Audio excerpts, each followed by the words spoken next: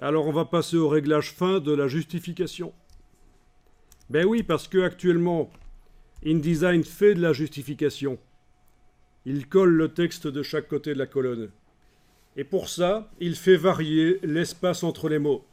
Raison pour laquelle, sur certaines lignes, on a des espaces assez grands entre les mots. Et sur d'autres lignes, on a des espaces beaucoup plus petits. Donc, pour arriver à coller le texte de chaque côté de la colonne, InDesign fait varier l'espace entre les mots et de temps en temps fait de la coupure de mots.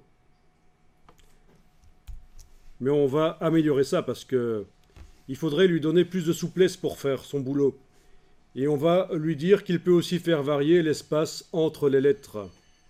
Vous avez donc toujours votre bloc qui est sélectionné avec la flèche noire. Vous allez dans le menu de la palette paragraphe jusqu'à la ligne qui s'appelle justification. Et là, vous avez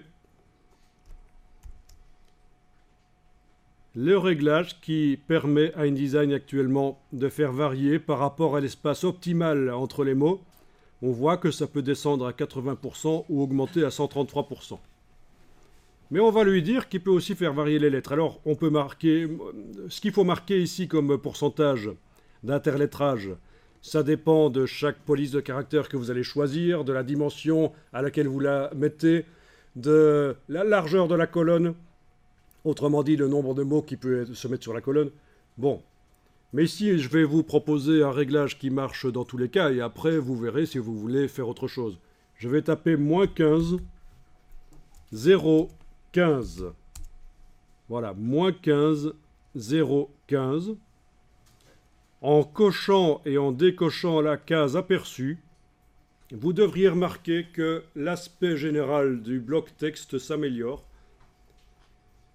On a des espacements un peu plus réguliers entre les mots. Il n'y a pas des lignes qui ont des grands espaces et des lignes qui en ont des tout petits.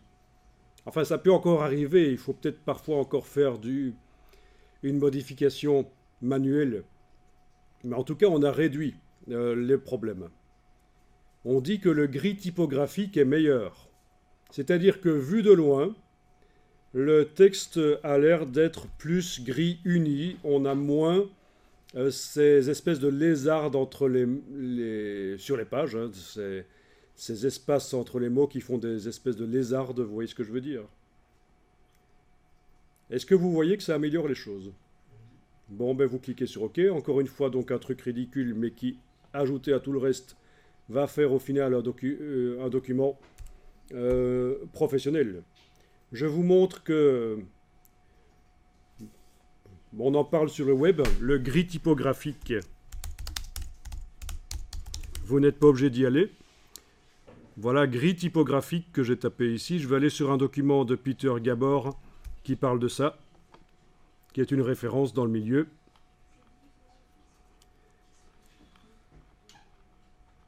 Du graphisme.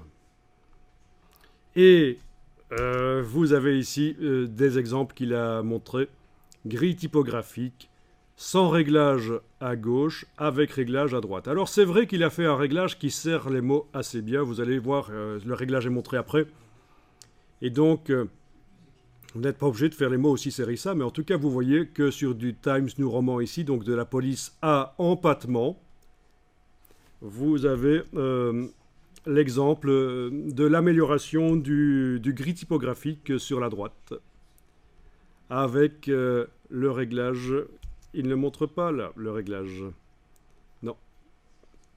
Alors, vous avez l'exemple suivant avec de la police bâton, donc sans empattement, sans sérif, donc de l'Helvetica ici.